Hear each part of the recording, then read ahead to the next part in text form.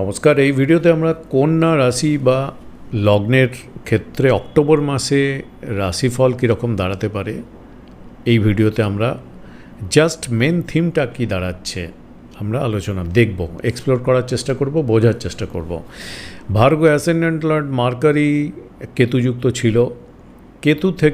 কেতুযুক্ত থেকে আস্তে আস্তে কেতু থেকে রিলিফ হয়ে রাহু কেতু অ্যাক্সিস থেকে বেরিয়ে একটু একটু করে 10 অক্টোবরের পর থেকে শিফট করছে সেকেন্ড হাউসে। এটা ইন্ডিকেট করছে যে আপনি একটু একটু করে ঝামেলা টেনশন থেকে ফ্রি হওয়ার দিকে এগোচ্ছেন এবং একটা পিসফুল জায়গা, পিসফুল এনভায়রনমেন্ট, পিসফুল থাকা, হ্যাপিনেস আসা, এই রকম একটা ট্রেন্ডের দিকে আস্তে আস্তে করে এগোচ্ছেন।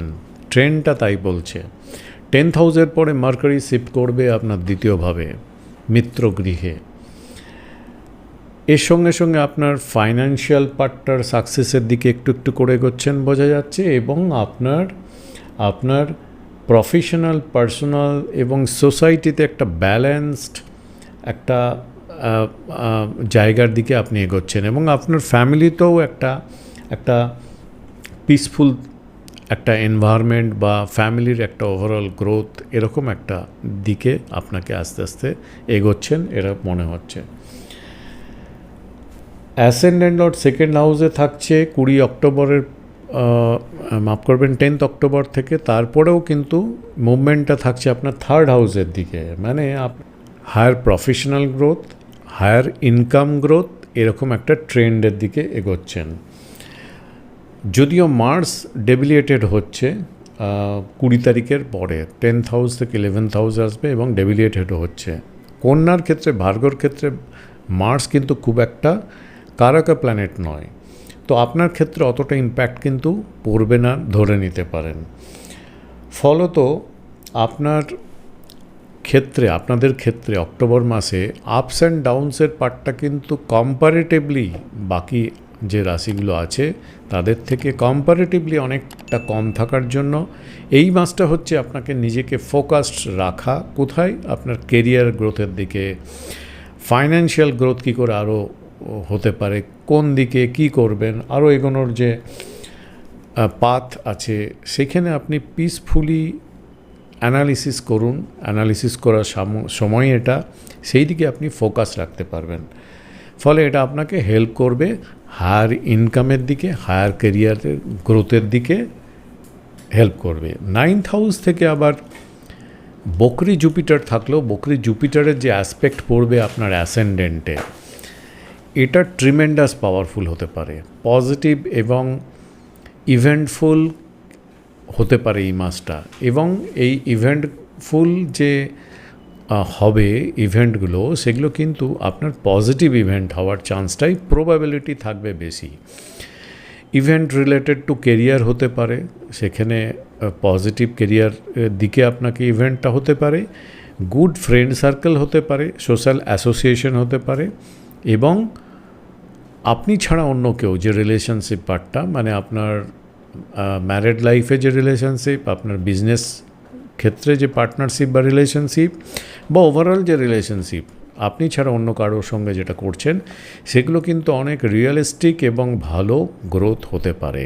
ফলে ওভারঅলভাবে আপনার একটা ভালো অ্যাচিভমেন্টের দিকে নিয়ে যেতে পারে। এক্সেপ্ট কিছু দিন আপনার মুন, আপনাদের ক্ষেত্রে চন্দ্র যে দিনগুলোতে কেতু, রাহু এবং শনির ওপর দিয়ে ট্রানজিটে পাস করবে সেই দিনগুলো ছাড়া, এগুলো ছাড়া যে দিনগুলো আছে ওভারঅলভাবে কিন্তু আপনাদের ক্ষেত্রে রিলেশনশিপের ক্ষেত্রে ভালো গ্রোথ আনতে পারে। এবং ইভেন্টগুলো আরও কিছু রিলেটেড, 4th হাউস রিলেটেড হতে পারে, মানে আপনার যদি প্রপার্টি রিলেটেড কোনো ভালো ইভেন্ট হতে পারে, এরকম কোনো ভাবনা করছিলেন, ম্যাটেরিয়ালাইজ হচ্ছিল না, এই রিলেটেড পার্টগুলোতে ভালো ইভেন্টফুল, পজিটিভ ইভেন্টফুল জিনিস হতে পারে। কশাস থাকতে হবে কিছু কিছু ক্ষেত্রে ভার্গোদের ক্ষেত্রে, সেটা হচ্ছে আপনার হেলথ পার্টে, কোনো বড় বিগ ইনভেস্টমেন্ট করার ক্ষেত্রে, এবং বস, সুপারভাইজার এদের সঙ্গে যে কমিউনিকেশন এক্সচেঞ্জ করবেন সেই জায়গাগুলোতে একটু আপনাকে কশাস থাকতে হবে।